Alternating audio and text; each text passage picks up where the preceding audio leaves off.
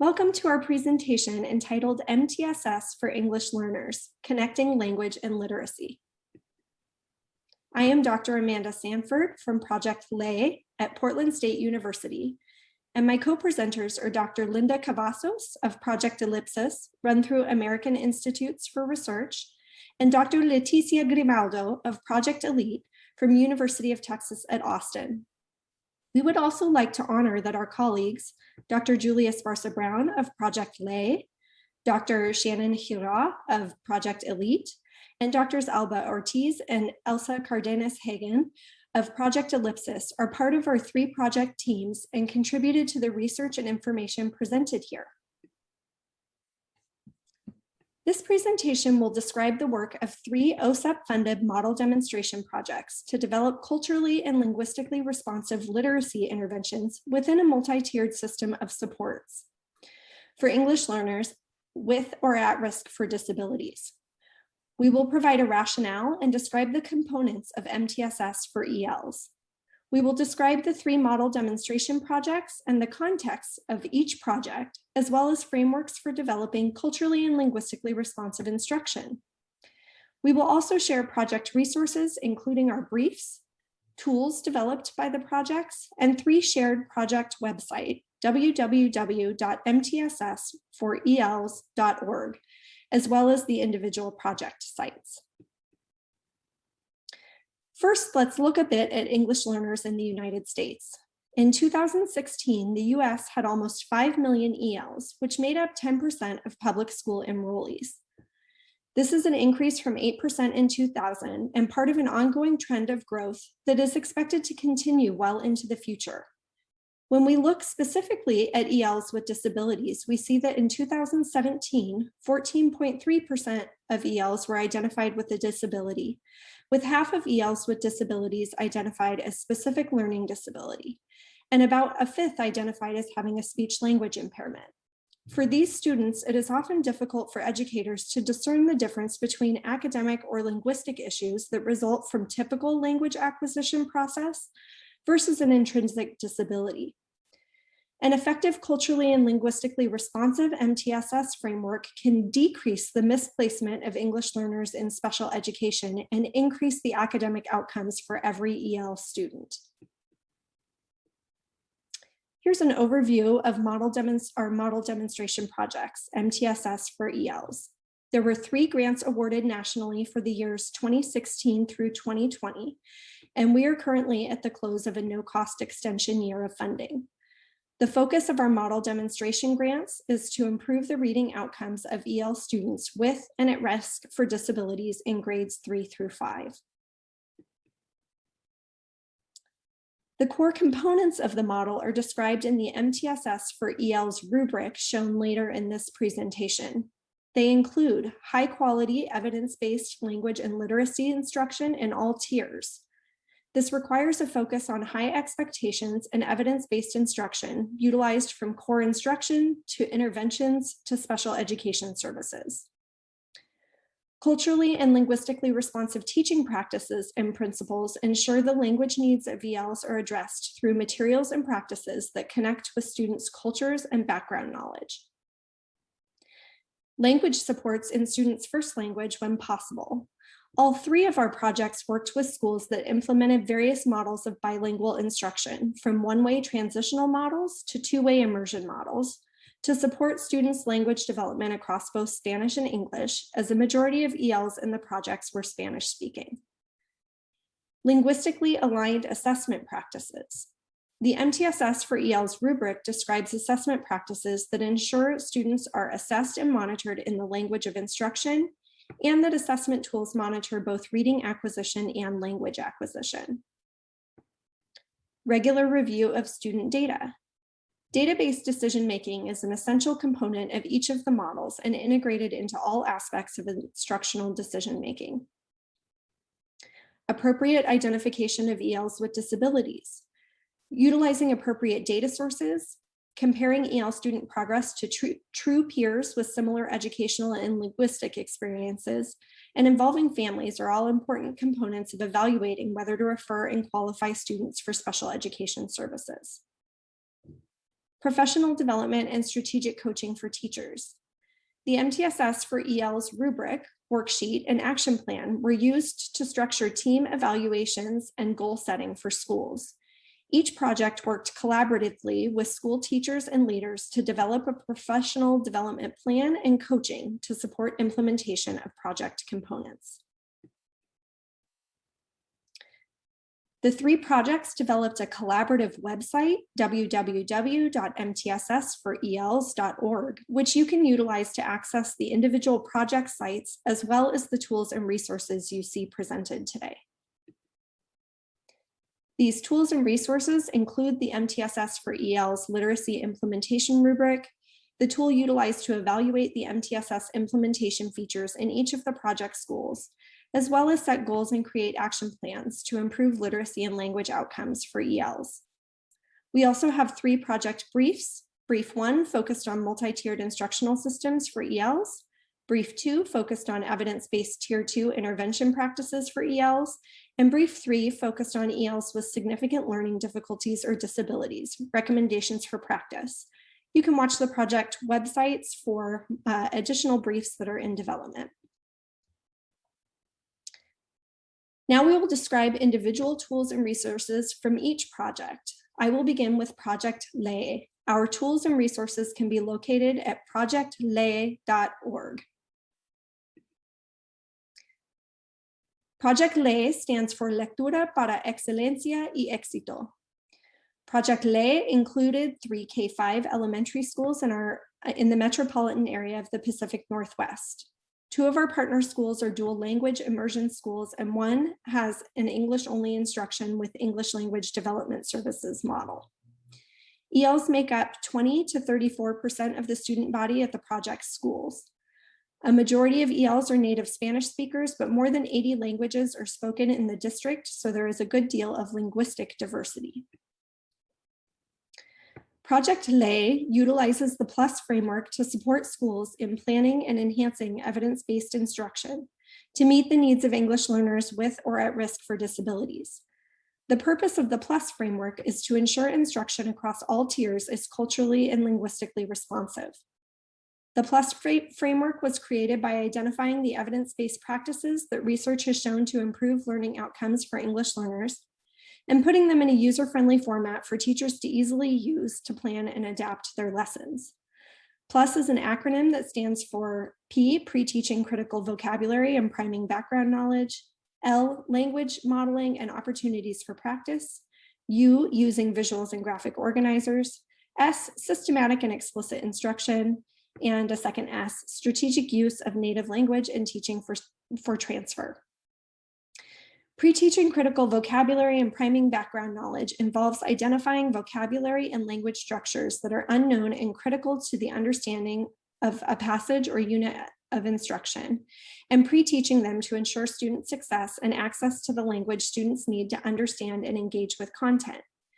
It also involves providing culturally relevant curriculum that connects with students' background knowledge and making connections between new information and lived experiences, as well as information that has been taught prior. Language modeling and opportunities for practice involves teachers modeling appropriate use of academic language and providing structured opportunities for students to practice using the language in meaningful contexts. Using visuals and graphic organizers helps make critical language concepts and strategies comprehensible for ELs, and strategically uses pictures, graphic organizers, gestures, realia, and other visual prompts. Systematic and explicit instruction involves explaining, modeling, guided practice with feedback, and opportunities for independent practice in content strategies and concepts. Strategic use of native language and teaching for transfer involves identifying concepts and content students already know in their native language and culture to explain, define, and help them understand new language concepts in English. Together, teachers utilize these strategies to plan and adapt evidence-based lessons to ensure the content and concepts were accessible to English learners and to ensure linguistic scaffolds were provided and links were made to students' native language and culture. Here are some of the instructional resources available on our project website. We have a number of tools and resources, including a lesson plan format, which you can see here, and video self-reflection formats used to plan, implement, and reflect on teaching. They're posted on our project website under tools and resources. You click on resources and can go to lesson planning forms, self-observation video form and protocol, video self-reflection process, or the language-focused repeated reading process and instructional routine developed here. Further, there is a detailed video self-reflection observation form and format and instructional videos available that model these instructional practices in English and Spanish on the website. You can access these by clicking on resources and videos shown here. Our next presenter, Dr. Leticia Grimaldo of Project Elite, will present Project Elite's context and resources. Thank you, Dr. Sanford. And now I'm going to talk to you about our project, Project Elite, the English Learner Institute for Teaching and Excellence. We partner with 3 K-5 elementary schools in Central Texas where ELLs make up 42 to 57% of the student population within our schools. The schools implement a one-way dual language program that consists of English and Spanish for ELLs in the primary grades. By the time our students reach grades 3 through 5, the majority of our ELLs served in their one-way dual language program and have transitioned to majority English instruction. For some students, this happens in 3rd grade, and for others, it happens in 4th. Aside from the ELLs served in the one-way dual language model, we also have ELLs served in an ESL sheltered instruction model, depending on the campus. Our partnering district serves around 11,000 students, where ELLs make up 43% of the district's student population. One important aspect of our model is that we included leaders and educators in all phases, from development and planning of the model and PD plan through implementation and sustainability efforts. During the initial planning and development phases of the model, we formed a technical advisory group that met regularly that included district and campus leaders, specialists, special education teachers, and core classroom teachers. They informed our model development and implemented model components, providing feedback along the way to ensure the model was useful and valuable to the community they serve. With this feedback, we refined all model components. One of the initial findings of our technical advisory group was that we had the majority of the students on the campus qualifying for intervention. That told us that the issue really was with the quality of core instruction, or Tier 1. We wanted to find a way for teachers to implement high quality instruction during core in a way that would work within what they were already doing. All teachers were reading books aloud, so we decided to create a read aloud routine that incorporated culturally and linguistically responsive, evidence-based practices that would better meet the needs of our ELLs, specifically focused on building vocabulary and comprehension skills. We started with the flip book that you see in the middle, designed for kindergarten through 3rd grade, and then the district asked for a modified version for pre-kindergarten. When we started this round of the project, working with grades 3 through 5, we designed the text talks, a strategic book club routine for building vocabulary and comprehension skills. The series of flip books are designed with a gradual transition from teacher-led to student-led.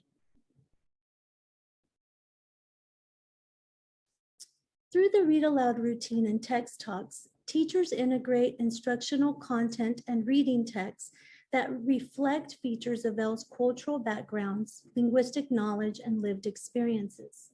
Teachers expose students to high-quality linguistic input, pre-teach key linguistic features of the languages students are developing, and provide opportunities to practice language through meaningful interaction. Teachers facilitate text-based discussion using discourse practices that have been shown to promote higher order thinking and reading comprehension. And core and supplemental instruction include direct teaching of language and high quality practice opportunities in listening, speaking, reading, and writing. Teachers understand and activate students' prior knowledge, and they facilitate connections between academic content and students' lived experiences when constructing knowledge and meaning from texts. We were able to develop various tools and resources to facilitate implementation of the read aloud routine for teachers. On our website, you will find the flipbook for grades K through 3, the flipbook for pre-kindergarten, 20 lesson plan sets in English, 9 lesson plan sets in Spanish. We also have video models of implementation, as well as all of the materials needed for professional development. We are continuing to develop materials for the Text Talks routine as well. On our website, you can find the flipbook for grades 3 through 5, a teacher toolkit for increasing student engagement and accountable talk, Text Talks student workbook in English and Spanish, the Text Talks bookmark with discussion prompts in English and Spanish, and a checklist for successful collaborative discussions in English and Spanish, as well as 15 lesson plan sets. This is all available on our website at elitetexas.org. Now I will turn it over to Dr. Cavazos, who will talk to you about Project Ellipsis. Thank you, Dr. Grimaldo. I'm Linda Cavazos, and I am the Principal Investigator and Project Director for Project Ellipsis. Project Ellipsis stands for English Learner Literacy Intervention Programs and Strategies Ensuring Success. In Project Ellipsis, much like my colleagues' projects, focuses on the same components. We partnered with 3 K through 5 elementary schools in South Texas, near the Texas-Mexico border, where English and Spanish is spoken widely across the community.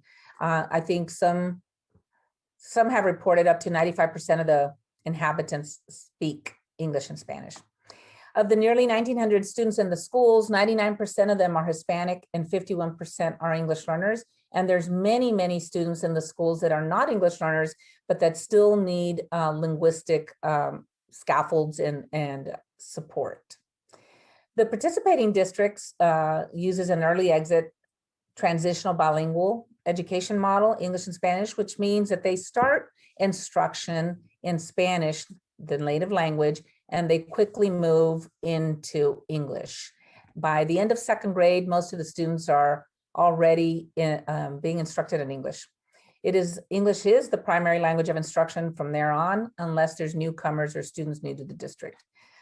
All school staff at the participating schools are bilingual in English and Spanish, which is really, really helpful for students that are either arriving or that are at the early levels of language proficiency, because they're able to receive the types of supports that they need throughout the school day. Part of our project tools, one of our project tools actually was support. We created these parent guides for parents to support literacy at home.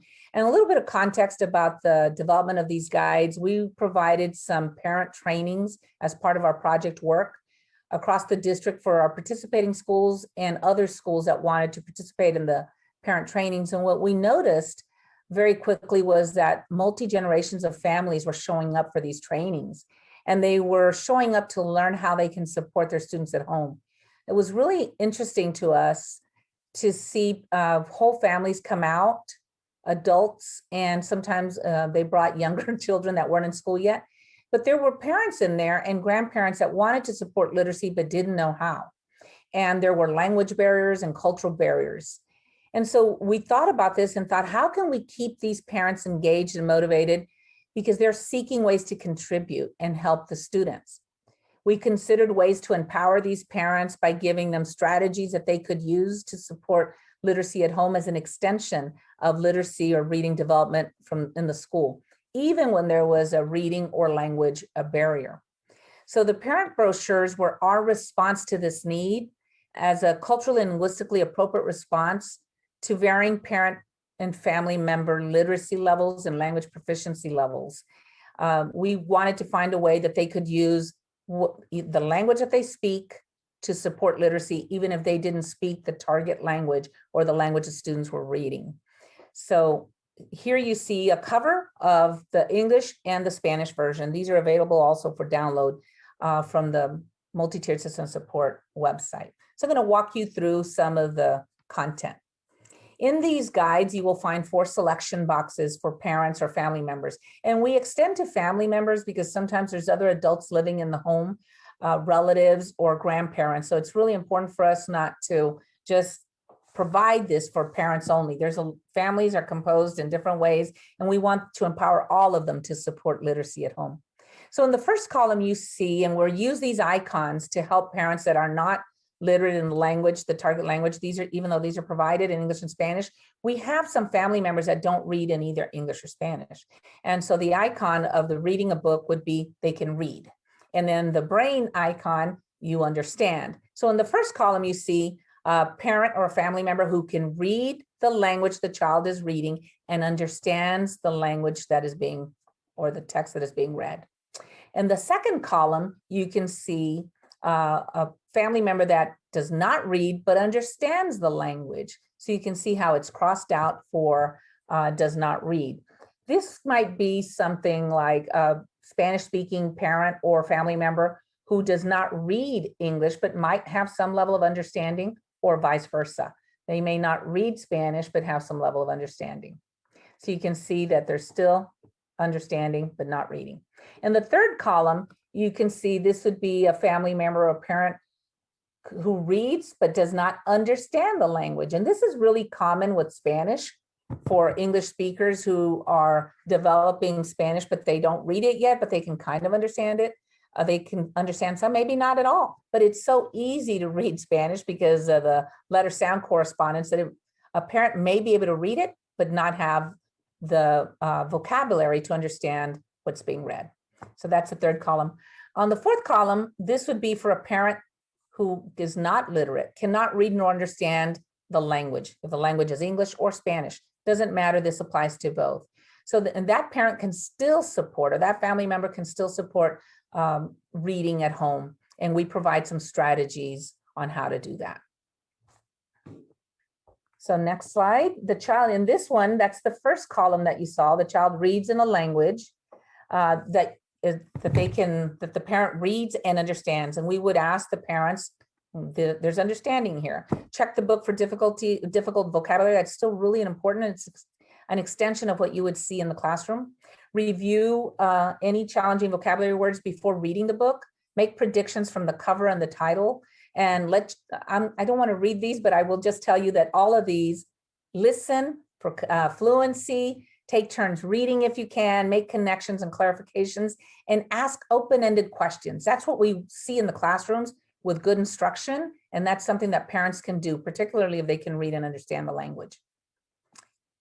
The next slide shows when the child reads in a language that the parent does not read but can understand. So we maintain some of the same strategies, but we allow some clarification that the student can make and help the child make connections if they do not understand the language. So the child will read the title, make predictions with the parents, just like before. Parents still listening for fluent reading. It's important to note that you can do that even if you don't understand the language, because you can recognize stumbling or hesitations.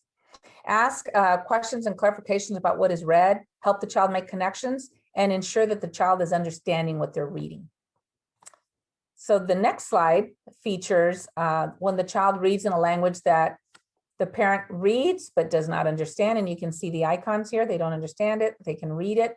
You follow some of the same strategies, but in this case, the child is going to really help support understanding for the parent by translating to the parent in a language they both speak.